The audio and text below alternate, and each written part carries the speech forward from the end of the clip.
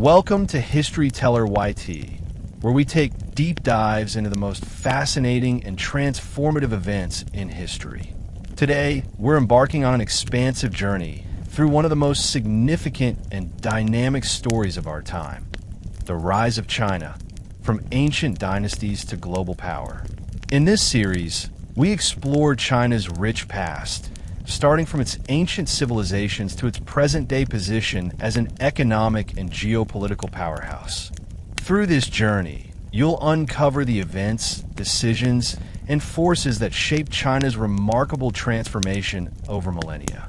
The historical insights provided here are not just about China's past, but they also offer a glimpse into the present challenges and opportunities that the country faces as it continues to influence the global stage. By the end of this historical journey, you'll have a clearer understanding of the factors that have propelled China to its current position, the complexities it faces, and the global ramifications of its rise. Trust me, once you start, you'll want to listen all the way through to grasp the full picture of this nation's extraordinary evolution. In the 19th century, China was increasingly subjected to foreign influence and interference. The Opium Wars, 1839 to 1842 and 1856 to 1860, marked the beginning of this era in which China was forced to cede significant territories and accept foreign trade on unequal terms. The Treaty of Nanking, which followed the First Opium War, was particularly humiliating for the Qing dynasty. The Chinese were forced to open 5 ports to British trade, grant Hong Kong to the British, and pay heavy reparations. This was just the beginning of a series of unequal treaties that foreign powers would impose on China throughout the 19th and early 20th centuries. These treaties, signed under duress, eroded China's sovereignty, reduced its territorial integrity, and undermined the Qing dynasty's authority. Foreign influence was not limited to the British alone. Other powers, including France, the United States, and Russia, seized upon China's vulnerability, exploiting the country through similar treaties. Each of these treaties granted foreign powers extraterritorial rights, allowing their citizens to live under their own laws and courts, effectively rendering Chinese jurisdiction powerless over foreigners. The Qing government, weakened by internal strife and external pressure, struggled to resist these incursions into China's sovereignty.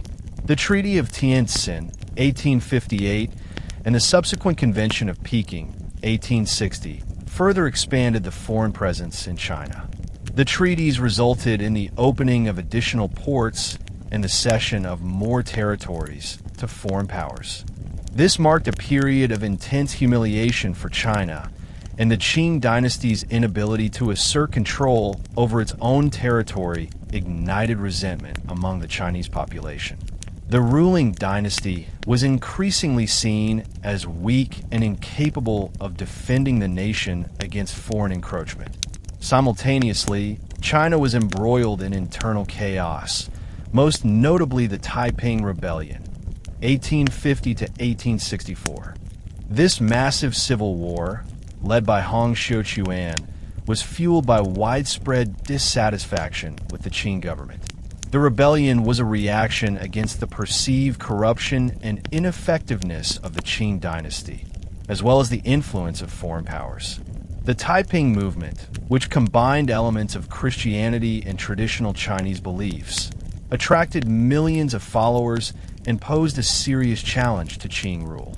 The Taiping Rebellion devastated large parts of southern China, and it took the Qing government over a decade to suppress the uprising. The rebellion scale was unprecedented, with estimates of the death toll ranging from 20 to 30 million people. This conflict not only weakened the Qing dynasty, but also exhausted its resources, leaving it vulnerable to further foreign demands. The aftermath of the Taiping Rebellion left the Qing dynasty severely weakened, both militarily and financially. The imperial court was unable to restore order or stability in the country, which further eroded public confidence in the government. The inability of the Qing rulers to prevent foreign encroachment and handle internal uprisings contributed to a growing sense of humiliation among the Chinese people. Amid the increasing foreign domination, anti-foreign sentiments began to rise.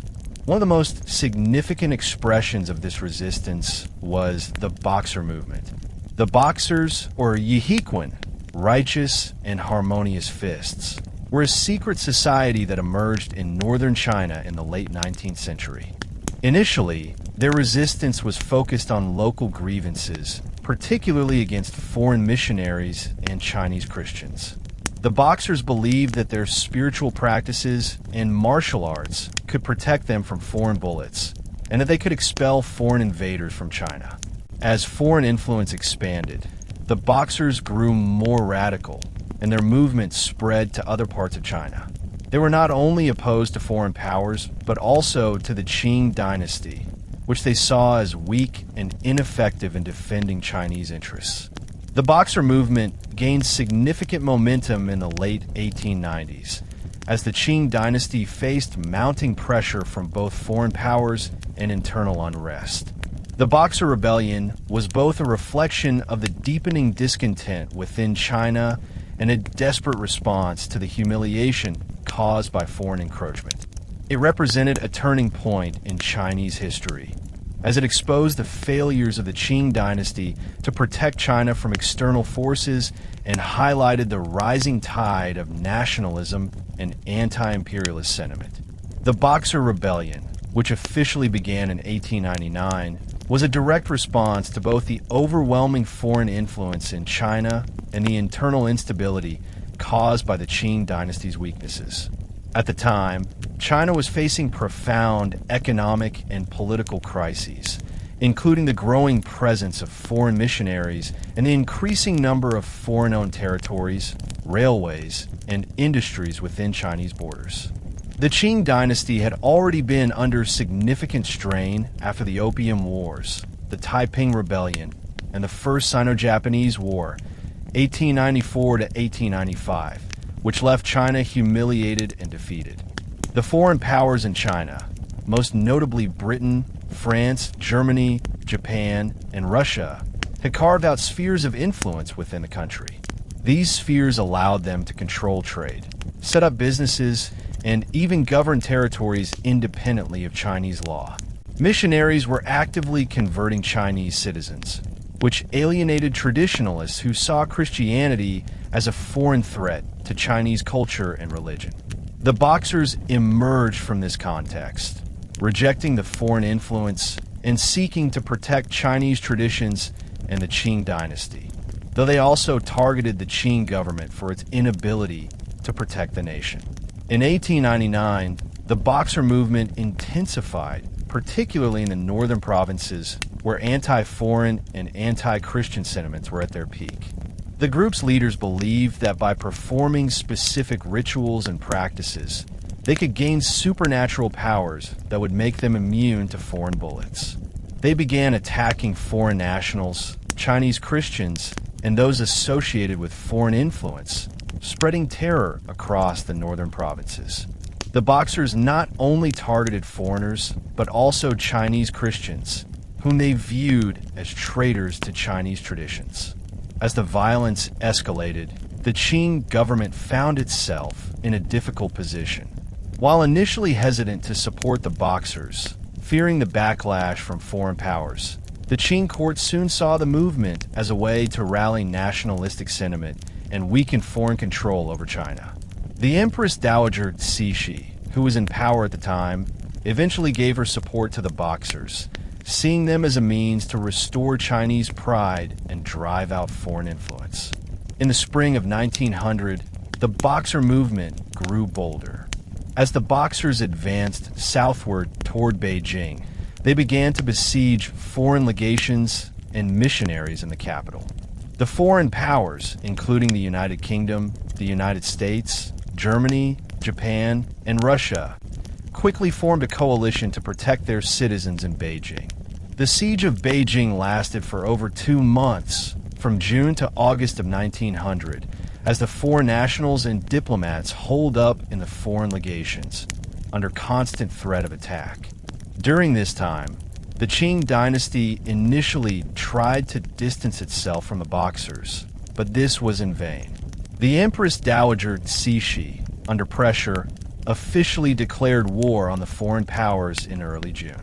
This decision escalated the situation into a full-scale international conflict, as the Eight-Nation Alliance, composed of Japan, Russia, Britain, France, the United States, Germany, Italy, and Austria-Hungary, launched a military intervention to protect their citizens and interests in China. The Boxer forces, although numerous, were poorly organized and lacked the modern weapons and technology to challenge the superior military forces of the foreign powers. The Eight-Nation Alliance quickly began a military campaign to relieve the siege and restore order to Beijing. Despite the Boxers' fervor, they were outmatched by the advanced weaponry and tactics of the foreign troops. In the meantime, the Qing government's support for the Boxers made it an enemy of the foreign powers. The decision to back the rebels, while initially seen as a rallying cry for Chinese nationalism, soon proved disastrous for the Qing dynasty.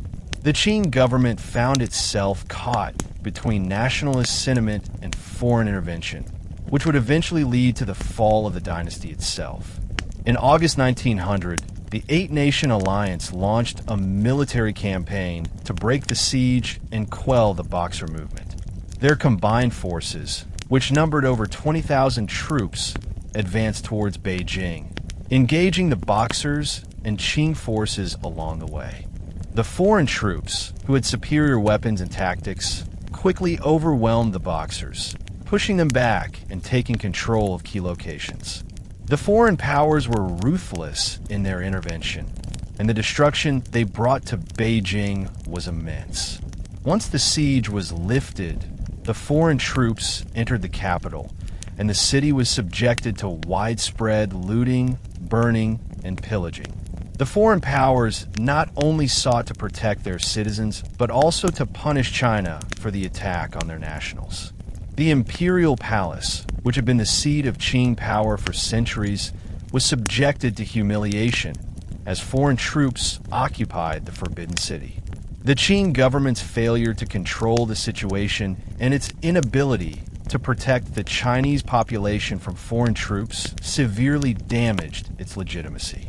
The Boxer Rebellion, instead of being a nationalist movement aimed at restoring Chinese pride, ultimately deepened China's humiliation.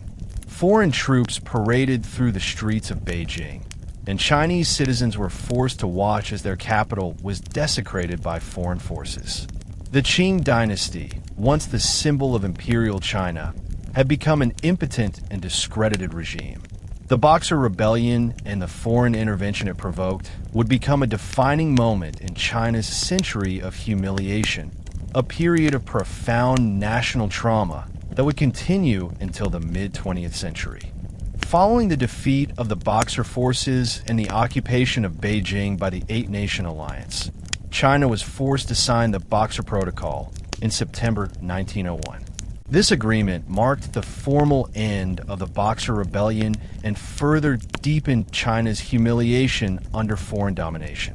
The Boxer Protocol imposed severe penalties on China, the most notable being the payment of large indemnities to the foreign powers involved in suppressing the rebellion.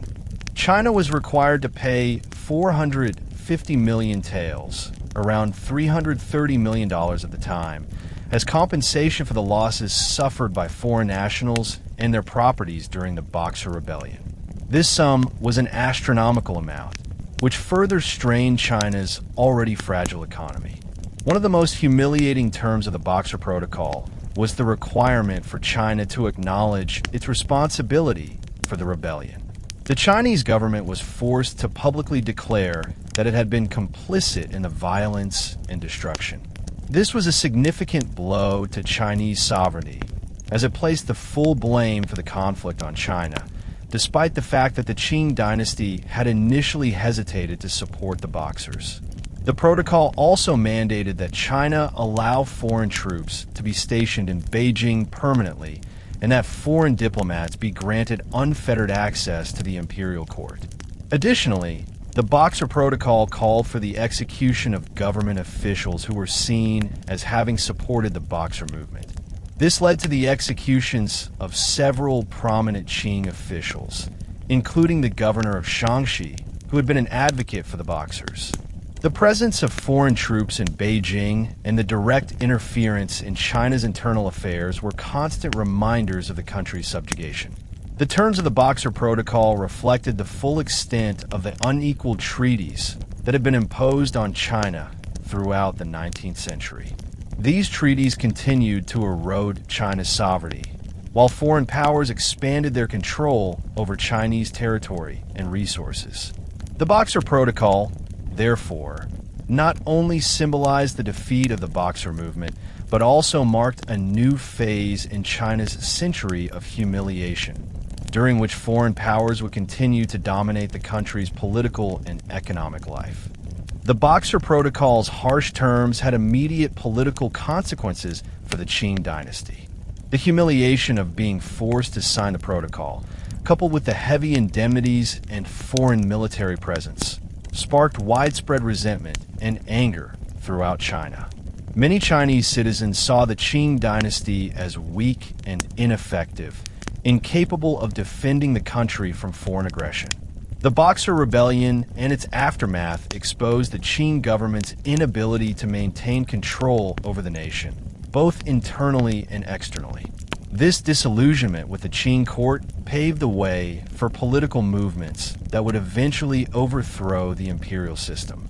One of the most significant political consequences of the Boxer Protocol was the loss of support for the Qing dynasty among reform-minded officials and intellectuals. The defeat of the Boxers and the subsequent humiliation brought about a surge in anti-Qing sentiment, particularly among young intellectuals who sought to modernize China and strengthen the nation in the face of foreign pressures. The signing of the Boxer Protocol only deepened their belief that the Qing government was outdated and incapable of leading China into the future. At the same time, the Boxer Rebellion and its aftermath contributed to a growing sense of nationalism among the Chinese people. The resentment toward foreign domination and the desire for independence began to coalesce into a broader movement for reform and revolution.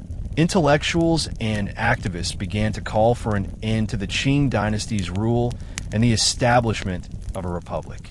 This sentiment was echoed in the early 20th century by the formation of revolutionary groups, such as the Tongminghui, which advocated for the overthrow of the Qing dynasty and the establishment of a new political system based on democratic principles. The Boxer Protocol, by exposing the Qing dynasty's weaknesses, inadvertently fueled the rise of revolutionary sentiment in China.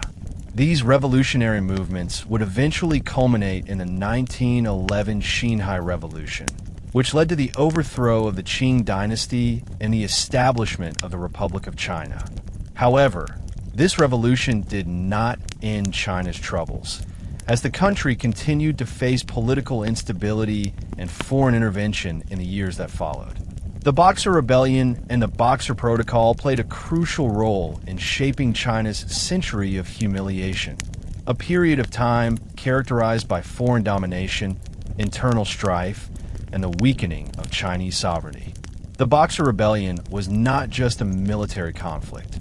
It was a reflection of China's broader struggle against foreign powers and the Qing dynasty's failure to protect the nation's interests.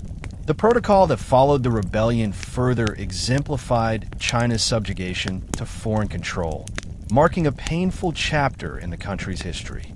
This century of humiliation, which began with the Opium Wars in the mid-19th century, spanned until the founding of the People's Republic of China in 1949.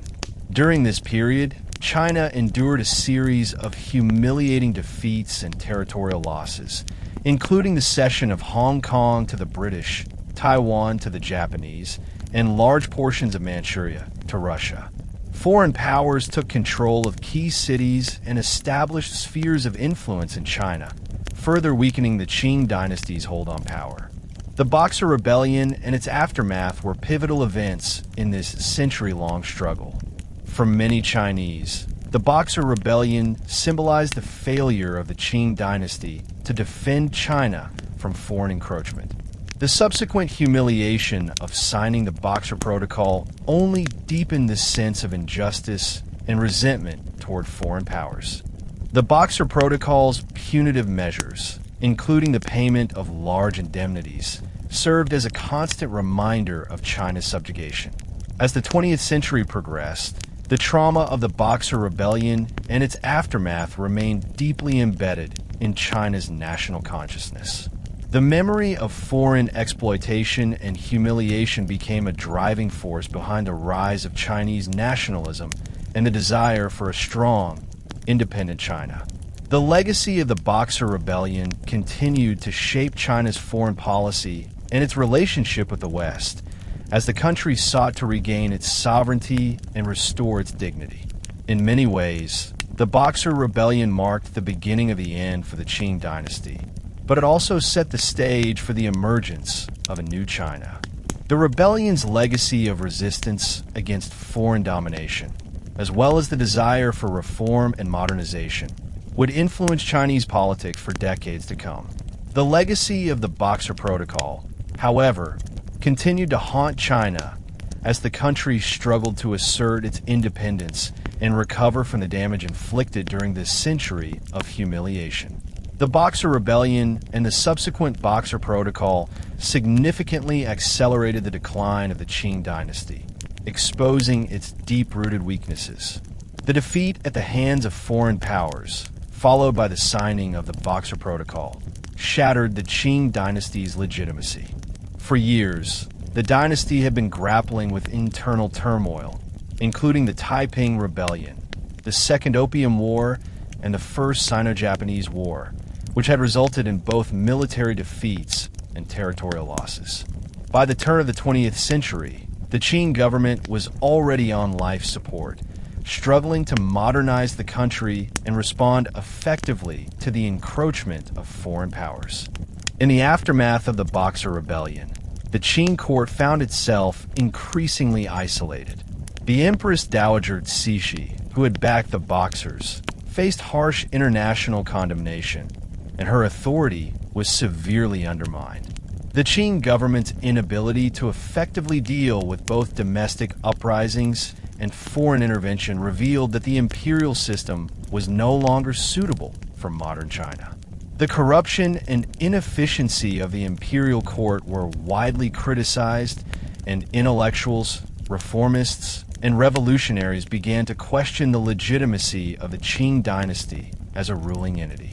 Despite attempts at reform, such as the late Qing reforms of the early 1900s, including the establishment of provincial assemblies and the introduction of modernized institutions, the Qing government remained stuck in traditional thinking and was unable to institute the sweeping changes necessary to transform China. The Empress Dowager Cixi died in 1908, and the young and inexperienced Emperor Pai ascended the throne, further symbolizing the dynasty's decline. Political instability, economic woes, and the inability to challenge the foreign domination that continued through the unequal treaties contributed to widespread disillusionment with the Qing dynasty. As the Qing dynasty continued to falter, revolutionary movements began to take shape.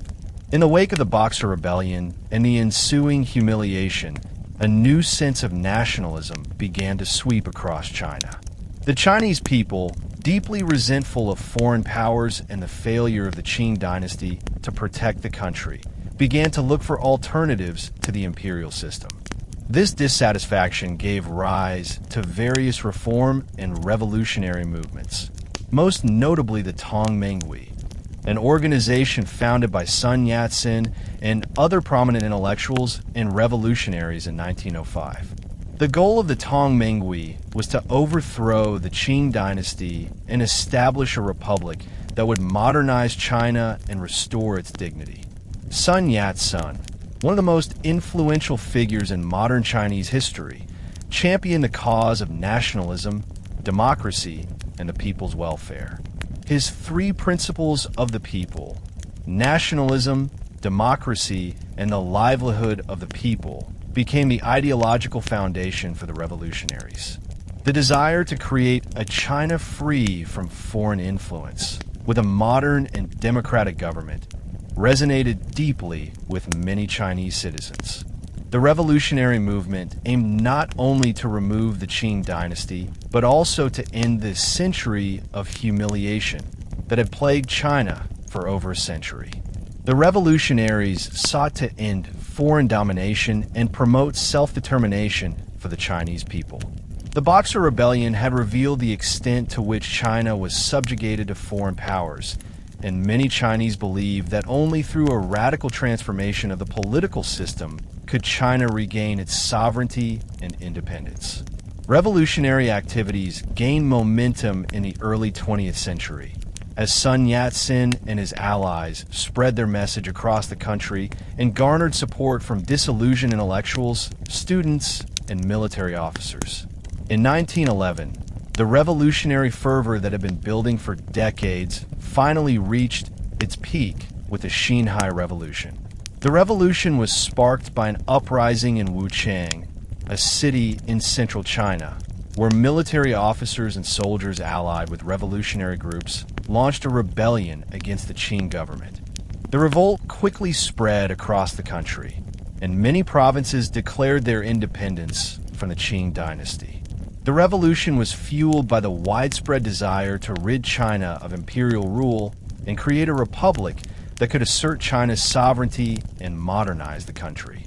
The Qing dynasty, already weakened by years of internal strife and external pressures, was unable to contain the revolution. In the face of mounting unrest and defections from the military, the Qing court was forced to abdicate.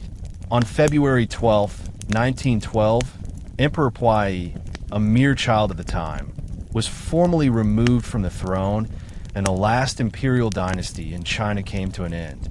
The Qing dynasty's fall marked the official conclusion of over 2,000 years of imperial rule in China.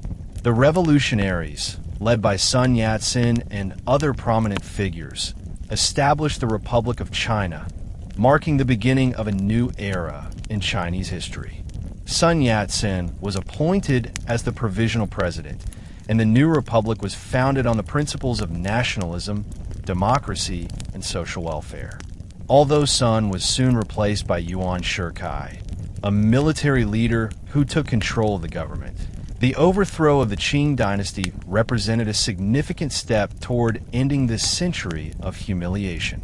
The establishment of the Republic of China was a moment of great hope for many, as it symbolized the possibility of a unified and sovereign China free from the shackles of imperialism and foreign domination. The Xinhai Revolution, while ultimately leading to a republic, did not immediately resolve China's challenges. The country remained fragmented, with various warlords vying for control, and foreign powers continued to exert influence over Chinese territories. Nevertheless, the revolution marked the end of an era of imperial rule and the beginning of a new chapter in China's long struggle to regain its sovereignty and restore its national dignity. The 1911 Xinhai Revolution led to the collapse of over 2 millennia of imperial rule in China, marking the birth of the Republic of China. The revolutionaries, led by Sun Yat-sen and other prominent leaders, worked quickly to establish the new Republican government.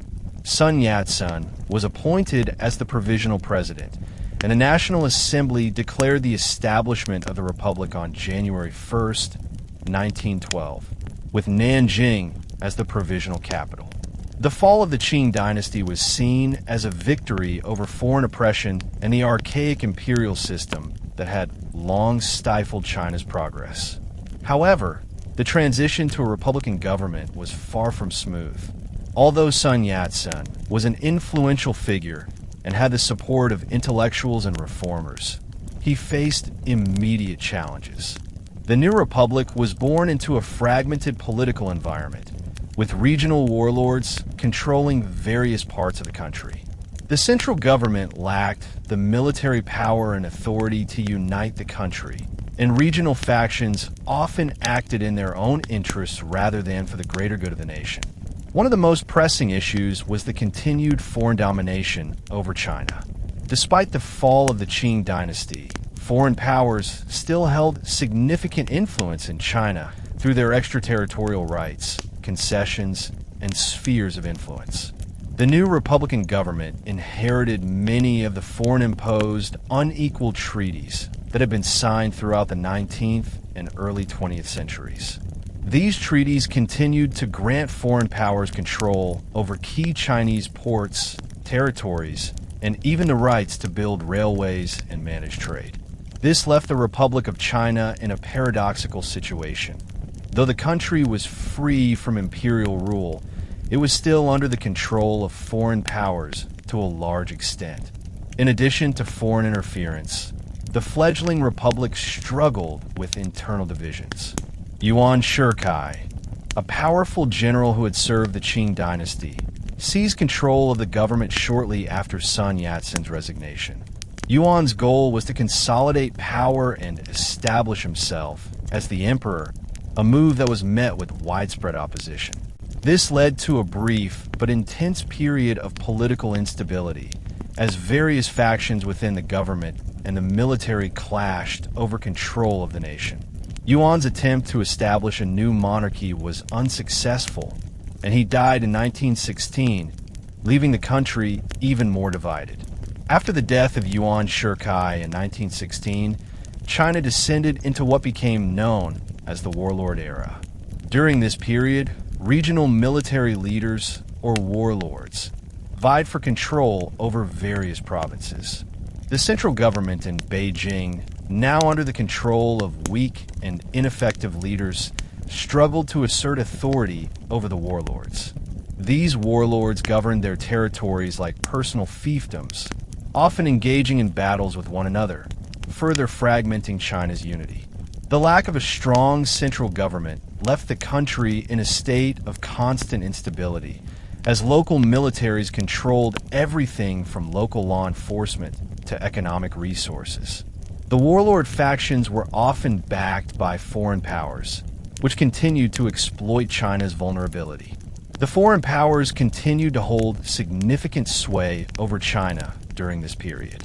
Japan, in particular, took advantage of China's disarray, exerting increasing control over Chinese territory. In 1915, Japan issued the 21 demands to the Chinese government, which sought to extend Japan's influence over large portions of China. The demands included control over key industries, railways, and military installations. Although the Chinese government was forced to accept many of these demands under duress, it only deepened the resentment among the Chinese population. The Chinese people, who had hoped that the establishment of the Republic would free them from foreign domination, found themselves once again under the yoke of imperial powers. The Treaty of Versailles in 1919 further exacerbated these tensions, as China's request to regain control over the German-controlled province of Shandong was ignored in favor of Japan's continued control. This ignited the May 4th movement, a mass protest against the failure of the Chinese government to protect national interests and the continued influence of foreign powers in China. Students and intellectuals across China demanded reform, and the movement became a rallying point for anti-imperialist sentiment. The May 4th movement marked a turning point in Chinese history, signaling the growing desire for a stronger, more assertive national identity. Despite the efforts of intellectuals and reformers, the warlord era continued until the late 1920s. During this time, China remained politically fragmented, and foreign influence continued to shape its future. The rise of nationalistic movements, such as the Kuomintang KMT, led by Sun Yat-sen and later Chiang Kai-shek, sought to unify China and rid the country of foreign domination. However, the road to unity was long and difficult. The struggles of the early Republic of China eventually led to the rise of a powerful nationalist movement led by the Kuomintang KMT, which was founded by Sun Yat-sen in 1912. The KMT was initially focused on the goal of creating a modern, unified China that would be free from foreign influence. Sun Yat-sen's vision for the KMT was to build a government based on the three principles of the people: nationalism, democracy, and the livelihood of the people. His aim was to end the warlord era, unify China under a central government, and build a modern nation-state that could stand up to foreign powers. However, Sun Yat-sen's death in 1925 left the leadership of the KMT in the hands of Chiang Kai-shek, who was initially an ally of Sun but had different ideas about how to achieve these goals. Chiang's military background and strong authoritarian tendencies made him a more pragmatic leader, willing to use military force to achieve political stability. Chiang's approach to unifying China involved the use of military campaigns, which came to be known as the Northern Expedition, 1926 to 1928. The goal of this campaign was to defeat the warlords, consolidate power in the hands of the KMT, and establish a strong central government. By 1928, Chiang Kai-shek's forces had succeeded in defeating most of the warlords, and the KMT established a government in Nanjing. This marked the end of the warlord era and the beginning of a new phase in the Republic of China's history. However, Chiang's government still faced many challenges. Although the warlords had been defeated, China remained politically unstable, with significant social and economic problems. Furthermore, foreign powers continued to exert influence over China, and the country was still under the shadow of imperialism, particularly from Japan, which was increasingly aggressive in its ambitions in East Asia. The rise of the Kuomintang represented a significant shift toward nationalism and the desire to create a modern Chinese state. However, this nationalistic fervor would soon be tested by the growing threat of foreign invasion and the internal struggle between different political factions within China. As the 1920s progressed, China's internal struggles were compounded by an increasingly aggressive Japan. After the fall of the Qing dynasty and the subsequent fragmentation of China, Japan saw an opportunity to assert its dominance in East Asia. Japan had already expanded its empire into Korea and Taiwan, and by the early 20th century, it had become a major regional power. The conclusion of the Russo-Japanese War, 1904 to 1905, further solidified Japan's status as a rising imperial power, making it clear that Japan was determined to extend its control over China and the surrounding regions. The expansion of Japanese imperialism began with the 1915 21 Demands, which sought to extend Japan's influence over key Chinese territories, industries, and even the military. Although China was forced to accept many of these demands, it ignited widespread nationalistic and anti-Japanese sentiment. In the years following, Japan continued to exert control over Chinese territories through its economic and military presence. Japan's growing influence was a source of major concern for both the Chinese government and the international community. By the 1930s, Japan's ambitions had become more explicit. The Japanese government, under the leadership of the militaristic faction, sought to expand its control over China, viewing it as a key part of its greater East Asia co-prosperity sphere. Japan's expansionist ideology was rooted in the belief that Japan was destined to lead Asia and that the conquest of China was necessary for securing its place as the dominant power in the region. Japan also sought to exploit China's vast natural resources, including coal, oil, and agricultural products, to fuel its industrial growth and military ambitions. In 1931, Japan took a major step in its expansion when it invaded Manchuria, a region in northeastern China that was rich in resources and strategically important. The invasion of Manchuria, which was condemned by the League of Nations but met with little international action, marked the beginning of a series of aggressive actions by Japan and China. The Japanese government justified its actions by claiming that it was protecting its interests in the region, but the invasion was widely seen as part of Japan's broader imperial ambitions. In 1937, Japan launched a full-scale invasion of China, marking the beginning of the Second Sino-Japanese War, which would last until 1945. The war was the result of years of tension between China and Japan, and it became the largest military conflict in East Asia during the 20th century. The invasion was sparked by an incident known as the Marco Polo Bridge Incident, which occurred on July 7, 1937. A clash between Japanese and Chinese troops near Beijing escalated into a full-scale military confrontation, and Japan used the incident as a pretext to invade China. The Japanese invasion was brutal and marked by widespread atrocities, including the infamous Nanjing Massacre, also known as the Rape of Nanking, in which Japanese troops killed an estimated 300,000 Chinese civilians and prisoners of war. The invasion forced the Chinese government, now led by Chiang Kai-shek and the Kuomintang, to relocate to Chongqing in the interior of China, where it established a wartime capital. Despite being significantly outmatched by the Japanese military, the Chinese government and military forces mounted a determined resistance.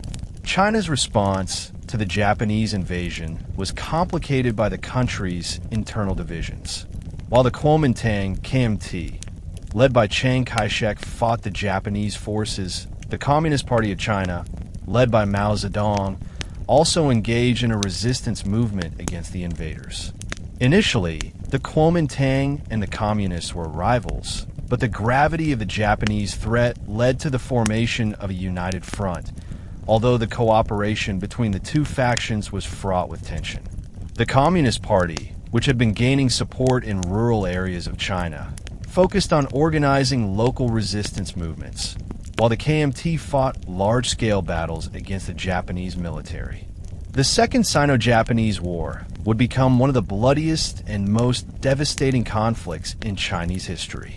Millions of Chinese soldiers and civilians were killed or wounded, and the country was devastated by the war.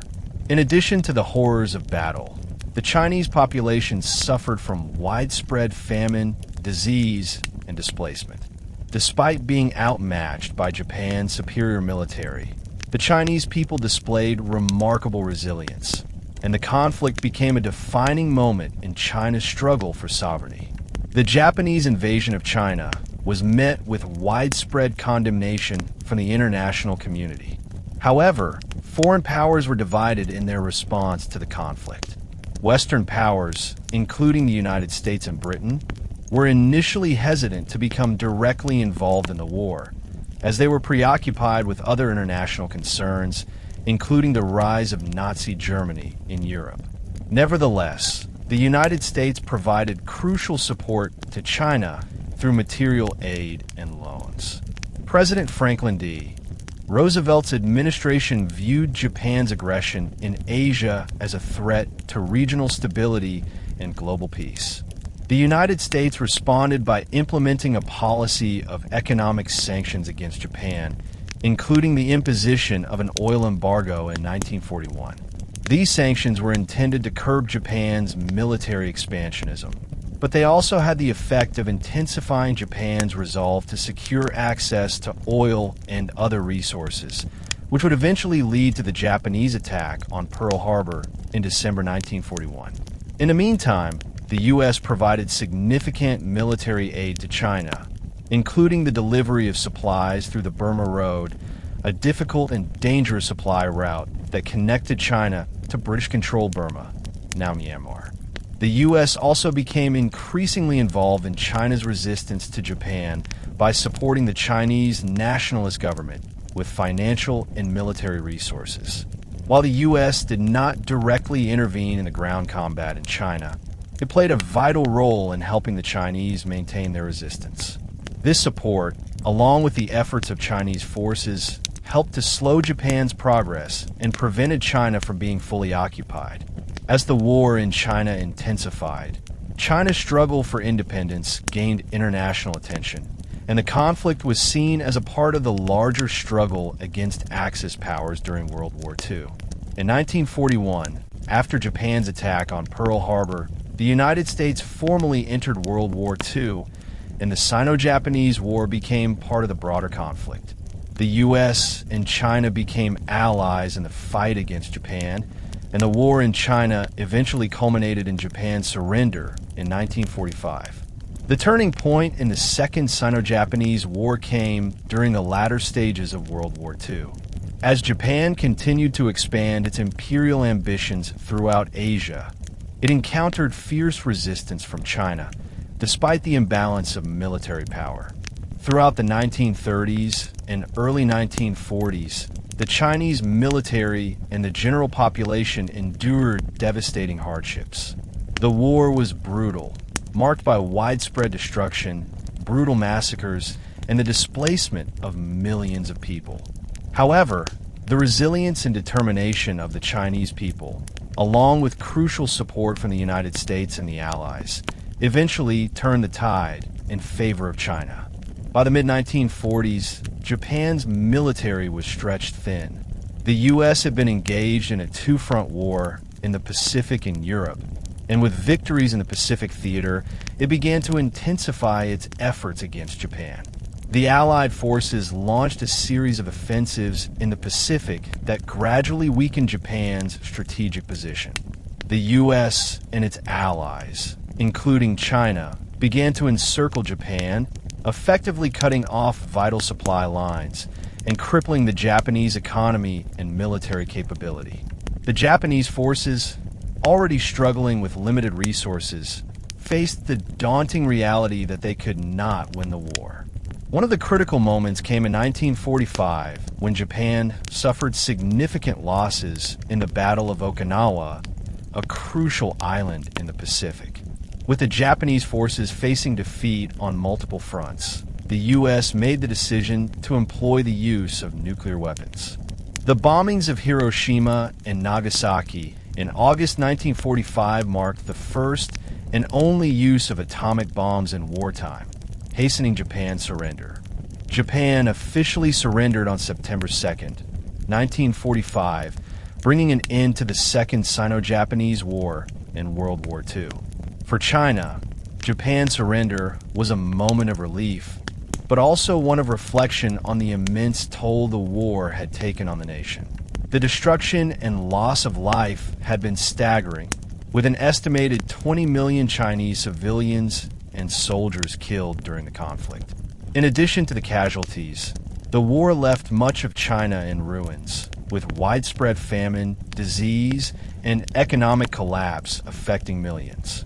Nevertheless, Japan's defeat marked a crucial victory for China in its long struggle against foreign imperialism and marked the end of a significant chapter in China's century of humiliation. While the defeat of Japan was a major victory for China, it did not bring immediate peace or stability to the country. The end of World War II left China with multiple unresolved issues, particularly regarding the control of the country. With the Japanese forces withdrawing, the Chinese Civil War resumed, this time between the nationalist forces of the Kuomintang, KMT, led by Chiang Kai-shek, and the communist forces led by Mao Zedong. Both factions had fought together against Japan, but their alliance had been tenuous and marked by deep ideological differences. During the war with Japan, the KMT and communist forces had formed a temporary united front in order to resist the Japanese invaders. However, with Japan's defeat, both sides began to fight for control of China. The KMT, which had governed the country since the fall of the Qing dynasty, sought to maintain its dominance over the entire nation. In contrast, the Communist Party, which had grown significantly in influence during the war, sought to implement its Marxist-Leninist ideology and build a new socialist China. The return of the nationalist government to power after Japan's surrender was met with mixed reactions. Although Chiang Kai-shek's government had successfully led the resistance against Japan, it was deeply unpopular among large segments of the Chinese population. The KMT was plagued by corruption, inefficiency, and the inability to address the country's economic and social problems. The Communist Party, on the other hand, had built a strong base of support among the rural population, particularly in northern China, through its commitment to land reform and promises of a more equitable society. The Communists had also gained significant prestige during the war for their role in resisting Japanese occupation and for their ability to maintain discipline and morale among their forces. As tensions mounted between the KMT and the Communists, the Chinese Civil War reignited in full force. Both sides were backed by foreign powers, the KMT by the United States, which provided military and financial support, and the Communists by the Soviet Union, which provided some aid. However, the war was primarily a battle for Chinese hearts and minds, with the outcome determined by the people's support for each faction's vision for China's future. After several years of intense fighting, the Chinese Communist Party emerged victorious in 1949. The victory was due in large part to the Communist Party's ability to gain widespread support among the Chinese population, particularly in rural areas, where they promised land reform and an end to the feudal system.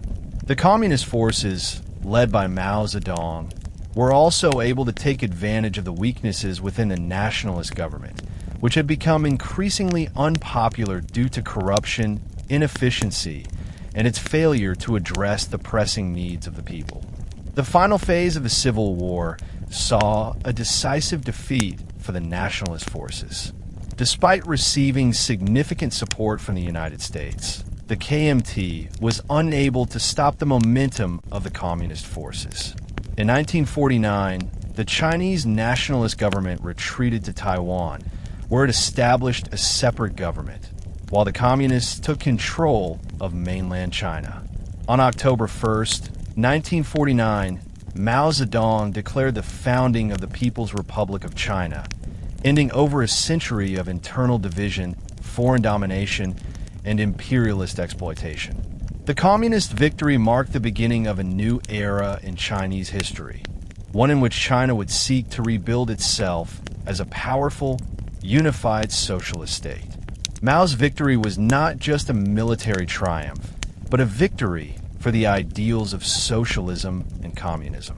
The Communist Party sought to radically transform Chinese society through land reform, collectivization, and the nationalization of industries. Mao's vision for China was one of self-reliance, national pride, and the restoration of Chinese dignity after a century of humiliation and foreign domination. However, the victory also marked the beginning of a series of radical social, political, and economic experiments that would have profound and often devastating effects on Chinese society in the decades to come. When the People's Republic of China, PRC, was officially declared in 1949, the country was in a state of devastation. Decades of war, both internal and external, had left much of the nation in ruins. Millions had died during the Japanese occupation and the subsequent Civil War. The country was economically crippled, with widespread poverty, famine, and a deeply fragmented society. The Communist Party, under the leadership of Mao Zedong, sought to rebuild China into a modern socialist state and to rid the country of foreign influences that had plagued it for over a century. Mao's government took immediate steps to consolidate power and implement socialist reforms. The first priority was to stabilize the country politically and ensure that the Communist Party had control over all aspects of governance. This meant dealing with both internal enemies, such as remnants of the nationalist government and local warlords, and external challenges, particularly the United States and its allies, who refused to recognize the legitimacy of the new government. The United States had supported the KMT during the Civil War, and its rejection of the PRC further deepened the ideological divide between China and the West. Economically, China was in a state of disrepair.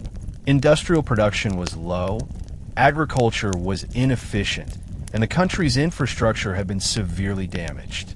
Mao's government implemented policies that aimed to radically transform China's economy, focusing on both industrialization and agricultural collectivization. The land reform program was one of the first major initiatives. Under this policy, land was taken from wealthy landlords and redistributed to poor peasants. This was supposed to address deep social inequality, which had been one of the driving forces behind the communist movement's popularity. In many ways, the land reform program was successful in that it significantly reduced the power of the landed gentry and redistributed land to millions of peasants. However, the land reforms also led to significant violence and upheaval. In some areas, landlords and their families were executed, and local peasants, who had suffered under the feudal system, took revenge against their former oppressors. The violence was often brutal, and the country experienced widespread instability as the Communist Party sought to implement its policies. In the rural areas, resentment toward the communist reforms grew as peasants were forced into collective farming, which would later become one of the defining features of Maoist economic policy. In 1953, the Chinese government launched its first five-year plan, modeled after the Soviet Union's approach to rapid industrialization. The goal of the plan was to transform China's agrarian economy into an industrialized one capable of competing with the West. The communist leadership sought to achieve this through state control of the economy, collectivization of agriculture, and the development of large-scale industrial projects. The Soviet Union, under Joseph Stalin, was an important ally for China during this period, providing economic aid, technological expertise, and technical advisors to help implement the plan. The first five-year plan focused heavily on the development of heavy industry, such as steel, coal, and machinery, which would lay the foundation for future industrial growth. The government set ambitious targets for industrial production, and there was a push to build large factories and develop key infrastructure projects.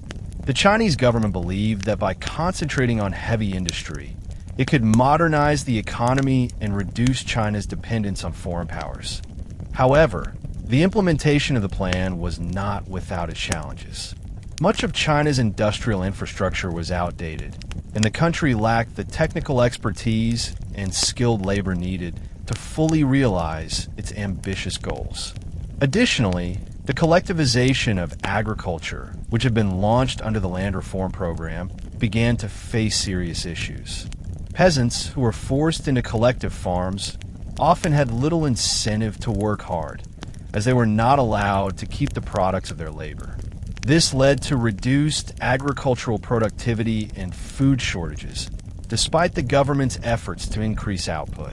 Although the first five-year plan initially saw some progress, the country was not on the path to success that the government had envisioned. The economic growth that was achieved in heavy industry was not enough to offset the failures in agriculture.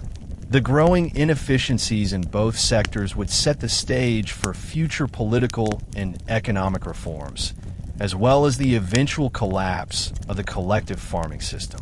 The early years of the People's Republic of China were marked by intense social and political experimentation. Mao, who initially sought to build a united front of different political and ideological groups, began to feel the weight of criticism from intellectuals and even members of his own government. To address these concerns and foster a sense of unity, Mao launched the 100 Flowers campaign in 1956, encouraging citizens to openly express their opinions and criticisms of the government. The slogan, "Let 100 flowers bloom, let 100 schools of thought contend," symbolized the hope that diverse ideas could contribute to China's development and that the government was willing to listen to criticism. Initially, the campaign seemed to be successful. Many intellectuals, teachers, and students began to voice their concerns about the inefficiency of the government, the repressive policies, and the growing influence of the Communist Party. Some critics pointed out the failures in the first five-year plan, the suffering caused by collectivization, and the growing authoritarianism of Mao's government. Intellectuals and reformers advocated for greater political freedoms and a more open society, pushing for more democratic principles to be integrated into the Communist Party's leadership. However, Mao's response to the growing criticism was swift and severe. After initially encouraging free speech, Mao turned against the intellectuals and critics who had spoken out. In 1957, he launched the anti-rightist movement, which targeted those who had voiced dissent during the 100 Flowers campaign. Intellectuals, party officials, and ordinary citizens who had spoken out were labeled rightists and subjected to punishment. Thousands of people were sent to labor camps, and many others faced public humiliation or imprisonment. The crackdown was devastating for China's intellectual and cultural life, silencing much of the political opposition that had begun to emerge. The 100 Flowers campaign and the subsequent anti-rightist movement highlighted the authoritarian nature of Mao's leadership. While the campaign had initially given the appearance of openness and reform, it quickly turned into a brutal campaign of repression, reinforcing the idea that dissent would not be tolerated. The experience would also shape the political climate in China for decades to come, making intellectual and political freedom all but impossible under Mao's rule. In 1958, Mao Zedong launched the Great Leap Forward, one of the most ambitious and disastrous social and economic experiments in Chinese history. The goal of the Great Leap Forward was to rapidly transform China from an agrarian economy into an industrialized socialist state. Mao's plan was inspired by his belief that China could surpass Western powers in terms of industrial output by organizing society along socialist lines, with the people working collectively for the greater good. The movement was part of a broader vision to consolidate power under the Communist Party and to showcase the country's strength to the world. The key components of the Great Leap Forward included the collectivization of agriculture, the establishment of large communes, and the focus on mass production of steel and other heavy industries. The communes were designed to be self-sufficient, with farmers working together to produce crops, raise animals, and even engage in industrial production. Each commune was meant to be a microcosm of the socialist ideal, where private ownership was abolished and the wealth produced by labor was distributed equitably among all. Mao believed that this system would increase productivity, improve living standards, and accelerate the development of Chinese socialism. To achieve these goals, the government encouraged massive increases in agricultural and industrial output. Local officials and commune leaders were pressured to meet excessively high production targets, and many of them falsified production figures to avoid punishment.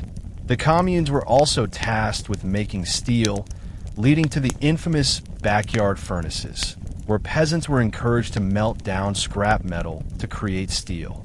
This scheme, however, proved to be inefficient and produced low-quality metal that was unsuitable for industrial use. Meanwhile, the emphasis on steel production diverted resources away from essential agricultural tasks, and rural workers were increasingly pulled away from their farms to engage in industrial projects.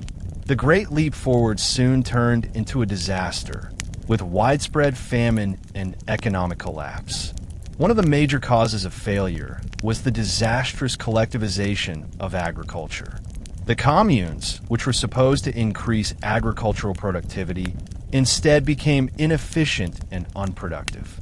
The commune system led to the breakdown of traditional farming practices, and farmers had little incentive to work hard, as they no longer owned the land or had control over the fruits of their labor. This resulted in a sharp decline in agricultural output, and food shortages became a widespread problem. The failure of the communes was compounded by unrealistic production targets set by the government. Local officials, under intense pressure from higher authorities, often exaggerated the amount of food and grain that was being produced.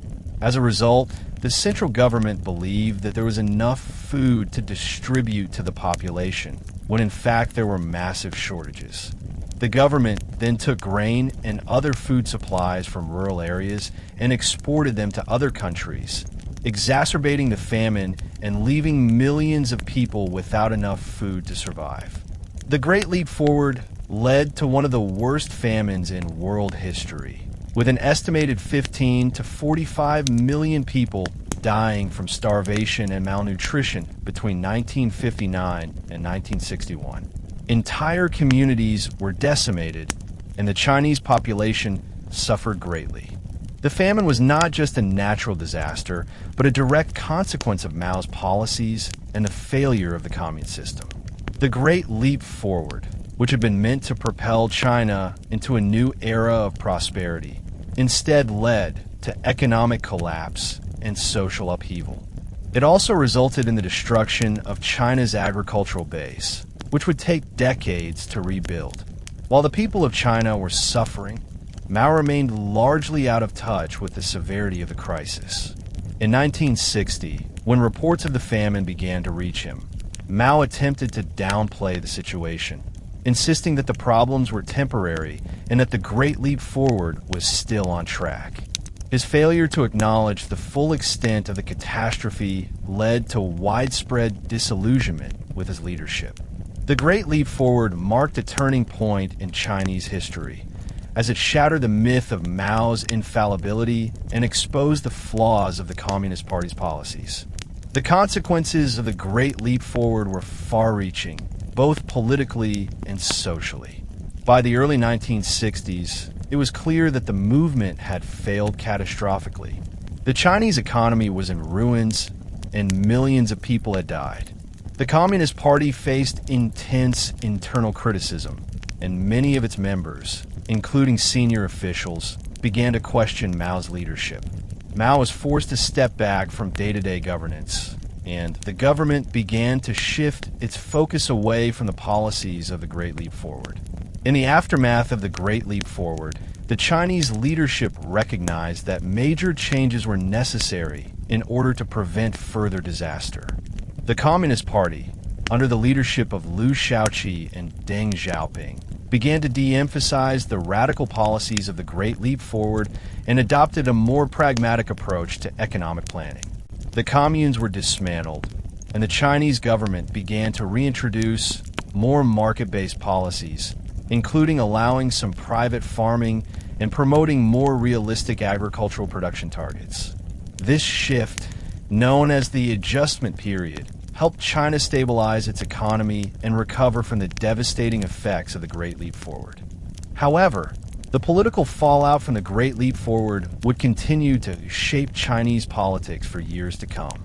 Mao's position as the paramount leader of China was seriously weakened by the disaster, and his political authority began to erode.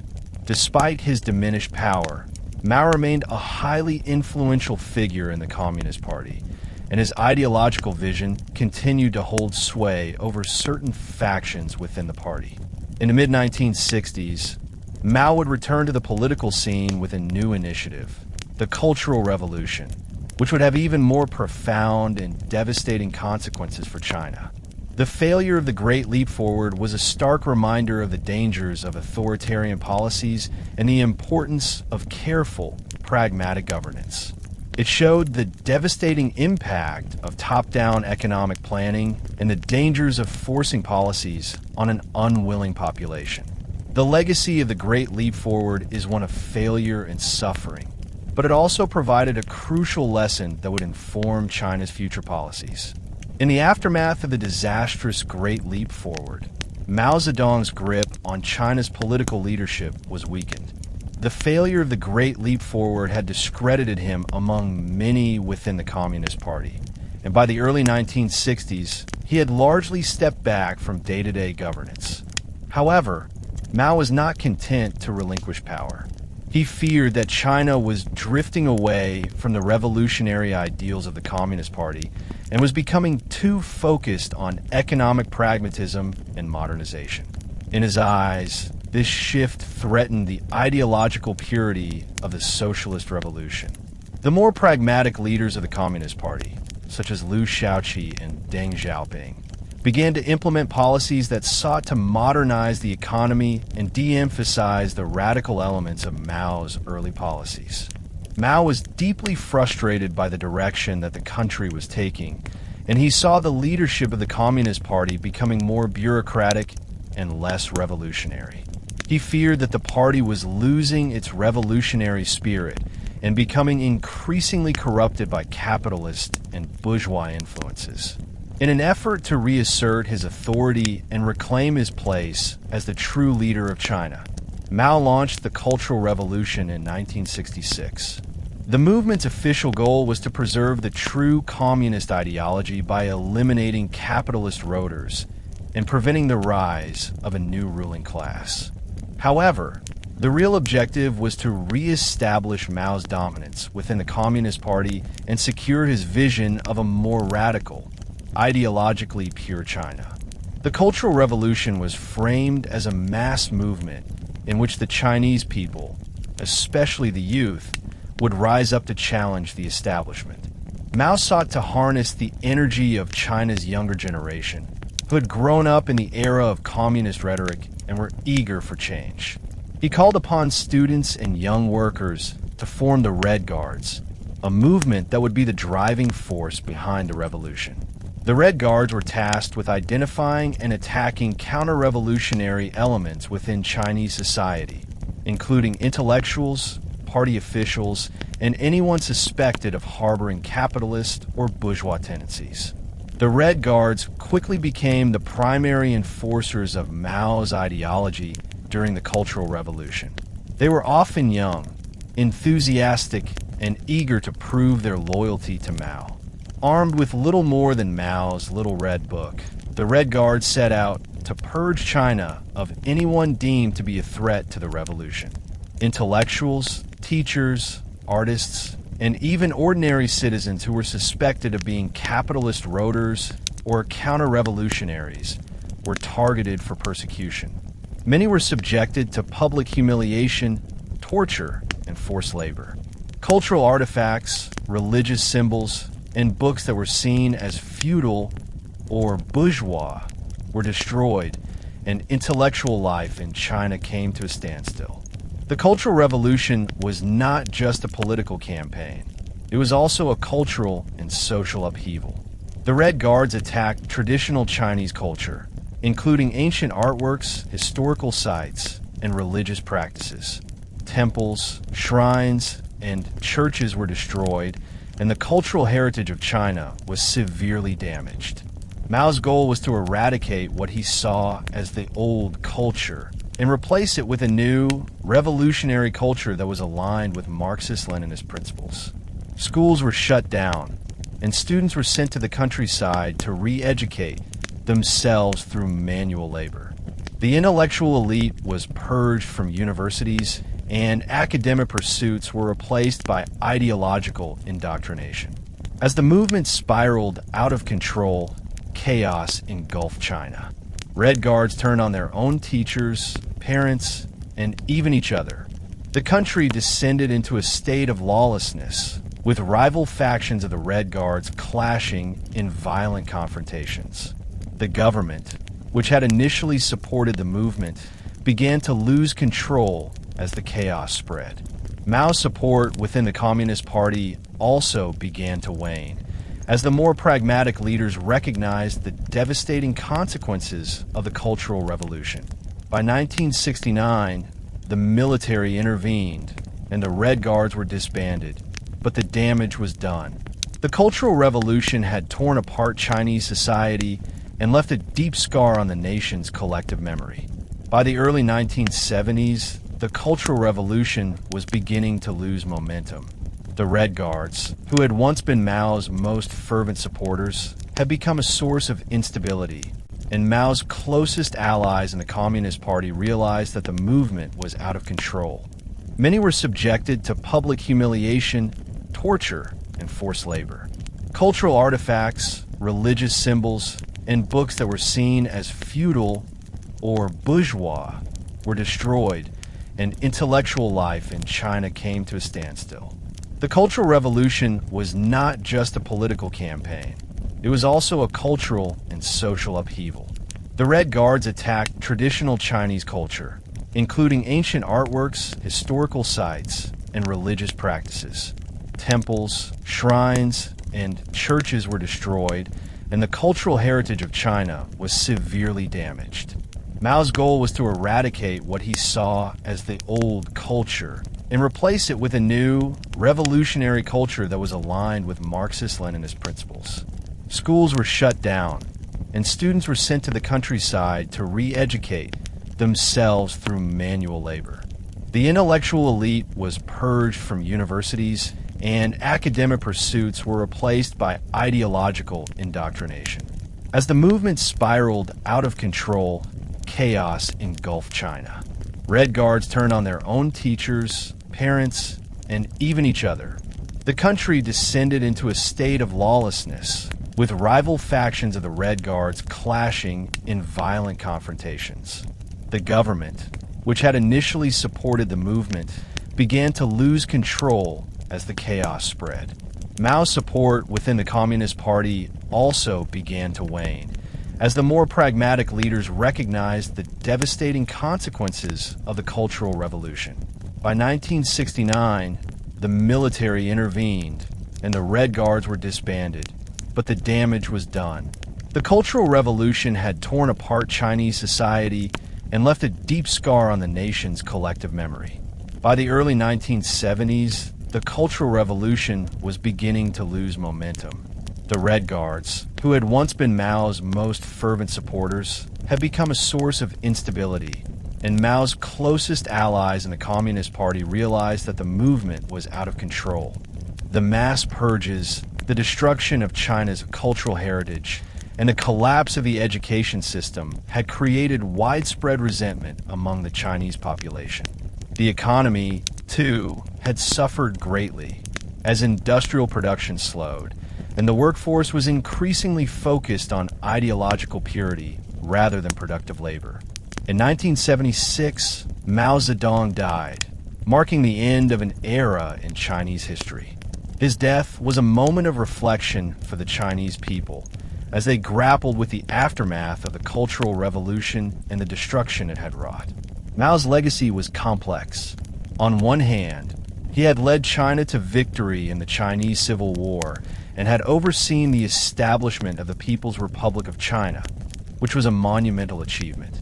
On the other hand, his policies, particularly the Great Leap Forward and the Cultural Revolution, had led to millions of deaths and widespread suffering. After Mao's death, the Communist Party began to distance itself from his most radical policies. The era of Maoist orthodoxy came to an end, and the country began to shift toward a more pragmatic and market-oriented approach. Deng Xiaoping, who had been purged during the Cultural Revolution but had survived politically, rose to power and ushered in a period of economic reform and opening to the outside world. Deng's policies, which included the decollectivization of agriculture, the opening of China to foreign investment, and the encouragement of market reforms, would transform China into one of the world's largest and fastest-growing economies. The Cultural Revolution, however, remained a dark chapter in China's history.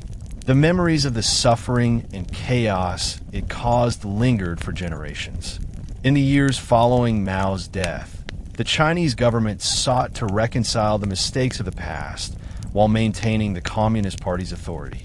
The trauma of the Cultural Revolution influenced the political culture of China for decades, and the country would never again pursue the same kind of radical social engineering that had characterized the Maoist era. After the death of Mao Zedong in 1976, China found itself at crossroads. The country had experienced immense political, social, and economic upheaval during the previous decades. The Cultural Revolution had left a deep scar on Chinese society, with millions of lives lost, families torn apart, and much of the nation's cultural heritage destroyed. Mao's death marked the end of an era, and the Communist Party needed a new direction to rebuild the country and restore stability. Deng Xiaoping, who had been purged during the Cultural Revolution but had survived politically, emerged as the leader who would guide China through this tumultuous period. Deng had been a longtime member of the Communist Party and had held several key positions in the government, including serving as vice premier and general secretary of the Communist Party. He was known for his pragmatism and his ability to navigate the shifting political landscape of China. Unlike many of his contemporaries, Deng was not committed to upholding Mao's radical policies. Instead, he recognized the need for reform and modernization, particularly in the economy. Deng's leadership was crucial in bringing China out of the shadows of Maoism and setting the country on a new course that would reshape its future. One of Deng's first actions was to restore order within the Communist Party. He worked to consolidate power and eliminate political factions that were loyal to the extreme ideologies of the past. This was not an easy task, as there were still many within the party who were deeply committed to the principles of Maoism. However, Deng's pragmatic approach, combined with his strong political maneuvering, allowed him to become the undisputed leader of China by the late 1970s.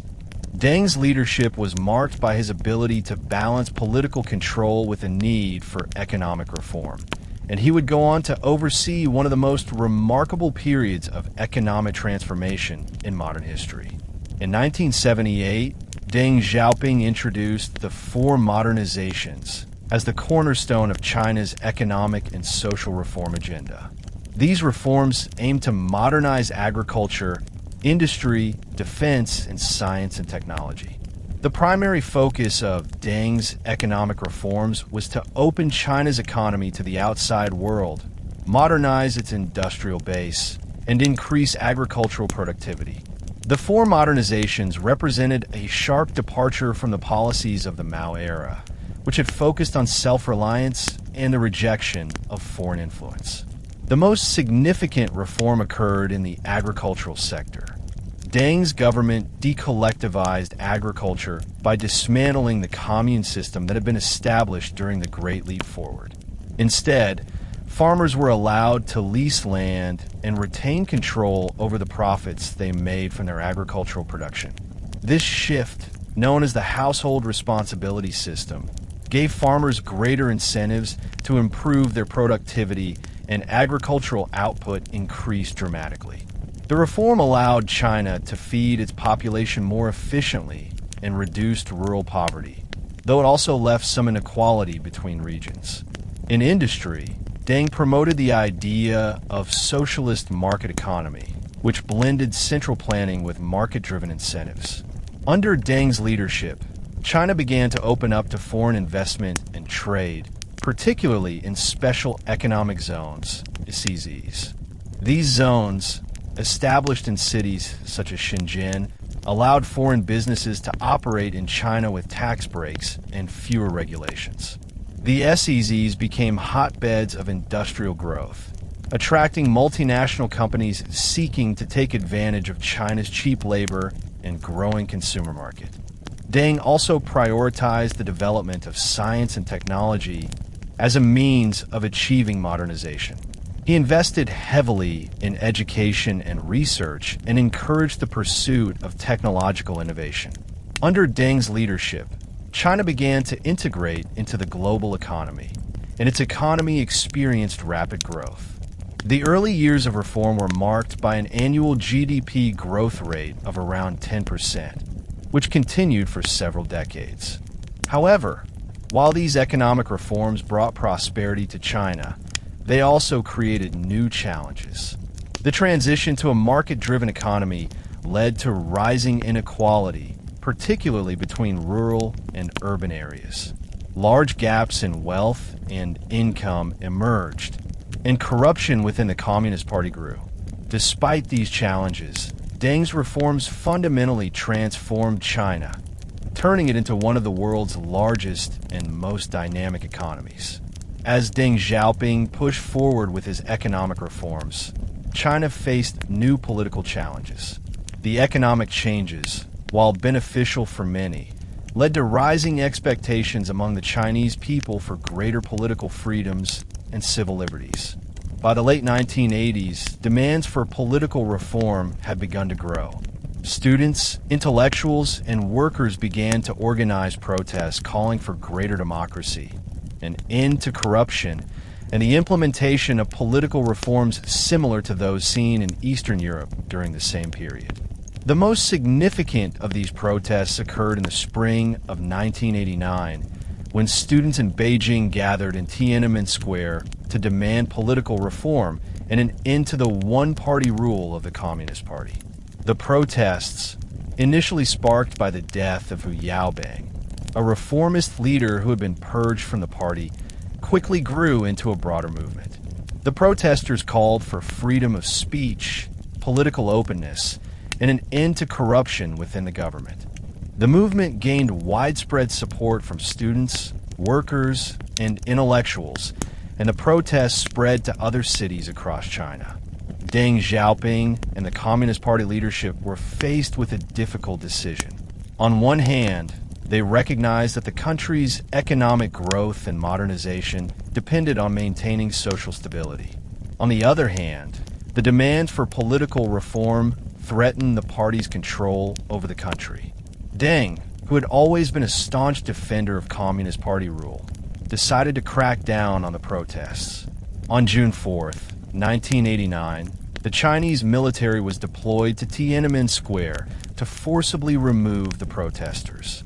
The military used tanks and live ammunition to disperse the crowds, and hundreds, possibly thousands, of protesters were killed. The Tiananmen Square Massacre, as it became known, was a turning point in China's political history. The brutal repression of the protests shocked the world and led to widespread condemnation of China's government. In China, the incident was suppressed in the media, and the government imposed strict controls on information regarding the massacre. The events of 1989 also marked the beginning of a more repressive political climate in China, with the government tightening its control over political expression and dissent. The incident demonstrated the Communist Party's unwillingness to allow any challenge to its authority, and it reaffirmed the party's commitment to maintaining control through political repression. While the Tiananmen Square massacre did not lead to immediate changes in China's political system, it did have long-term consequences for the country's relationship with the outside world. Western nations imposed sanctions on China, and diplomatic relations between China and many countries were strained. However, Deng and the Communist Party were able to weather the international condemnation, and China's economic growth continued. The Tiananmen Square massacre also reinforced the idea that while China could embrace economic reforms, political change would not be tolerated. The 1990s were a transformative decade for China, as it experienced rapid economic growth and began to take its place as a significant player on the global stage. Under the leadership of Deng Xiaoping and his successors, China continued to embrace market-oriented reforms, despite the Communist Party's continued political monopoly. The country's economy boomed, driven by foreign investment, an expanding export market, and a growing domestic consumer base. The government's policy of opening up China to the world, particularly through the development of special economic zones, CZs, helped to attract foreign capital, technology, and expertise, which, in turn, fueled industrialization. One of the key moments in China's economic rise came in 2001 when it became a member of the World Trade Organization, WTO. The WTO membership was a milestone for China, as it committed the country to abide by international trade rules and opened the door for even greater integration into the global economy.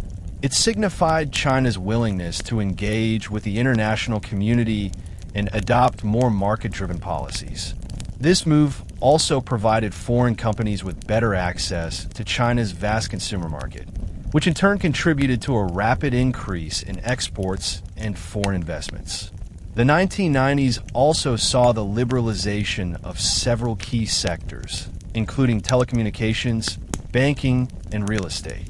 As China's economy shifted from being largely state-controlled to one that relied more heavily on private enterprise, millions of people were lifted out of poverty. The rise of China's manufacturing sector played a pivotal role in this transformation.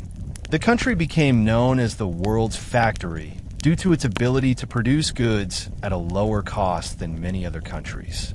This massive industrial expansion enabled China to export goods to the global market, providing a significant boost to the country's GDP. The manufacturing boom also created millions of jobs, particularly in urban areas, leading to a migration of rural workers to cities in search of better opportunities. However, the rapid economic growth came with its own set of challenges. While millions were lifted out of poverty, China also faced growing inequality. Urban areas flourished, with vast new cities emerging, while rural areas lagged behind in terms of economic development. The wealth gap between the rich and the poor began to widen, and environmental degradation became a pressing issue. Moreover, the economic reforms were not accompanied by political liberalization. The Communist Party maintained a tight grip on political power, with little tolerance for dissent. Despite these challenges, the economic success of the 1990s set the stage for China to become the economic powerhouse it is today. As China's economy expanded, so did its urban population. The 1990s and early 2000s saw one of the most significant urbanization movements in world history, with millions of people migrating from rural areas to cities. This rapid urbanization was fueled by the growth of the manufacturing sector and the need for workers in China's burgeoning industrial economy. The government's emphasis on building infrastructure, including roads, railways, and housing, enabled the growth of megacities like Shanghai, Beijing, and Shenzhen. This shift to urban living created a massive new middle class. With higher incomes and greater access to goods and services, millions of Chinese people were able to enjoy a higher standard of living. The rise of the middle class also transformed China's consumption patterns. In the past, most people lived in rural areas and had limited access to goods beyond basic necessities. Now, urban dwellers were able to buy consumer goods such as electronics, automobiles, and luxury items. The middle class became the driving force behind China's domestic consumption, and their demand for goods and services spurred further economic growth. The growth of the middle class also contributed to social changes.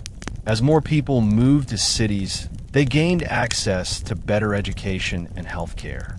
The government invested heavily in expanding access to social services, though disparities between urban and rural areas remained. The urbanization process also led to the rise of new social issues, such as housing shortages, pollution, and income inequality. Despite these challenges, the rapid urbanization of China represented a major transformation, with the country moving from an agrarian society to a highly industrialized one. However, the social changes that came with urbanization were not without their challenges. The influx of rural migrants into cities often led to overcrowding, as the country's infrastructure struggled to keep up with the pace of growth. In many cities, migrants faced difficulties in securing housing and jobs. Additionally, the rural-urban divide became more pronounced, with the wealthiest areas of the country, primarily along the coast, benefiting the most from the economic boom, while the interior regions lagged behind. By the 2010s, China had firmly established itself as a global economic power. The country's economic growth had transformed it into the world's second-largest economy, behind only the United States. With its growing influence, China began to expand its reach globally, both economically and politically. One of the key initiatives that exemplified China's global ambitions was the Belt and Road Initiative, BRI, launched in 2013 by President Xi Jinping. So, what can we take away from this rich history? The moral of the story is that the rise of China isn't just a tale of economic success. It's a story of adaptability, resilience, and the pursuit of power and influence. China's journey reflects the complexities of balancing rapid growth with social and political stability, dealing with internal challenges while expanding its influence abroad. From the humbling periods of the century of humiliation to today's global leadership aspirations, China's story teaches us the power of persistence and the long-term effects of historical decisions. The world is watching closely as China continues to shape the future, both within its borders and on the world stage. If you've enjoyed this exploration of China's history, make sure to stay tuned to History Teller YT. There are plenty more captivating stories from the past that will leave you reflecting on how history continues to shape the present and the future. Don't forget to like, share, and subscribe for more in-depth historical narratives. We look forward to bringing you the next chapter in history very soon. Stay tuned, and until next time, keep exploring the past